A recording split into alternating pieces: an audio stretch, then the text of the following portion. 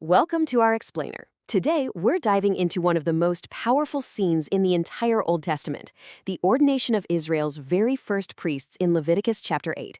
And I'll tell you, this is so much more than just a historical event. It's a living, breathing picture of how a holy God makes a way for us to come near to him. You know, that question is really at the heart of this entire chapter, and it's a question that people have asked throughout all of history. How can we, as flawed people, ever stand before a perfect and holy God? Well, the amazing part is, God himself gives us the answer right here in this incredible, deeply symbolic ceremony.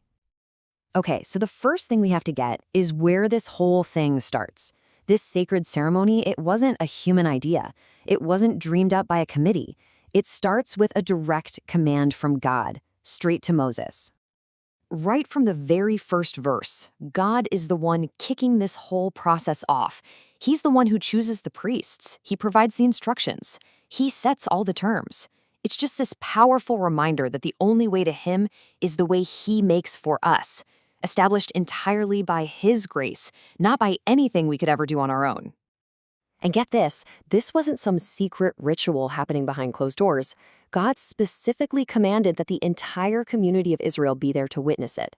This was a public event, a huge moment for the whole nation to see these men being set apart, the very men who would stand in the gap between them and God. All right, now we get to the transformation. We're about to see Aaron, who's just an ordinary guy, get visibly set apart for this absolutely extraordinary calling. And this is way more than just putting on some fancy clothes. It's a powerful, symbolic journey from the everyday to the sacred. First things first, Moses washes Aaron and his sons with water. It's a really clear picture of the spiritual cleansing that's needed to even begin to approach God. Then he starts dressing Aaron, one layer at a time. Each and every piece has this deep, profound meaning. The tunic for righteousness, the incredible ephod, and then the stunning breastplate. Just think about that for a second. It had 12 stones on it, one for each tribe of Israel. It was a constant, physical reminder that the high priest was literally carrying his people over his heart right into the presence of the Lord. And this is the final touch, the crown jewel, you could say. It spells out the ultimate purpose of the whole priesthood. Right on the front of Aaron's turban, where everyone could see it, was a golden plate with these words. I mean, talk about a mission statement. It was a visible, constant declaration that he and the entire nation were to be totally dedicated to a holy God. So after he's fully clothed, Moses takes this special anointing oil. First, he anoints the tabernacle and everything inside it, officially setting the whole space apart for God's presence. And then comes the climax of the preparation. He pours the holy oil right over Aaron's head, officially consecrating him, setting him apart as high priest. So the priest is prepared, he's clothed in glory, but now we get to the absolute heart of the matter, the sacrifices. Because before Aaron could ever be a mediator for anyone else, he first had to deal with his own sin. And that was done through a series of 3 different offerings. Now you've got to pay attention to the order here, because it's so important. Before Aaron could even think about representing the people, he had to offer a sacrifice for himself. The sin offering had to come first, to make atonement for his own sinfulness. It's only after he was cleansed that he could offer the burnt offering, which was this symbol of total surrender to God. It shows us this timeless truth. Real worship can only happen after real atonement. The third and final sacrifice is totally unique to this ceremony. It's often called the Ram of Ordination.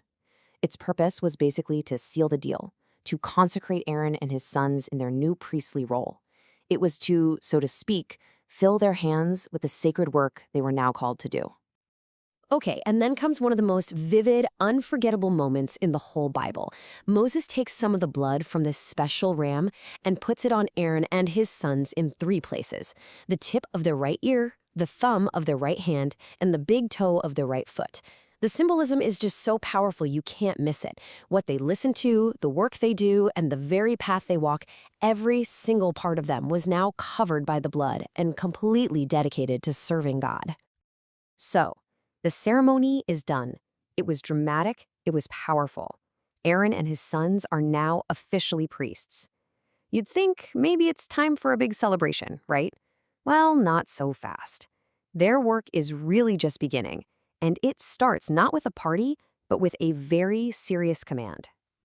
Their very first assignment wasn't to do something, but to wait. For 7 days. 7, the biblical number for completion. Aaron and his sons were commanded to stay right there at the entrance of the tabernacle, day and night. For a full week, they were not allowed to leave that holy place. So why 7 days? Well, it just underscores the incredible seriousness of what they were called to. It was a time for them to let it all sink in, to reflect on the holy responsibility they'd just been given. You can't just go through something this monumental and then jump right back into your normal everyday life. And listen to the warning that comes with this command. The stakes could not be higher. If they disobeyed, if they treated this charge lightly, the consequence was death. This just highlights a fundamental truth about God. He is so gracious to make a way for us to come to him, but he is also perfectly holy. Approaching him is an awesome, incredible privilege that has to be honored on his terms. So, when you step back, you see that Leviticus 8 is so much more than just an old ritual. It's a beautiful drama that shows us the very heart of God. It shows us his holiness, and it shows us the seriousness of sin. But even more than that, it shows his unbelievable grace in making a path for us to come back to him, a path that required cleansing and sacrifice and a holy mediator. And for every believer, every single detail of this ceremony just points ahead like a giant arrow to our great high priest, Jesus Christ, who came and fulfilled all of it, perfectly, once and for all.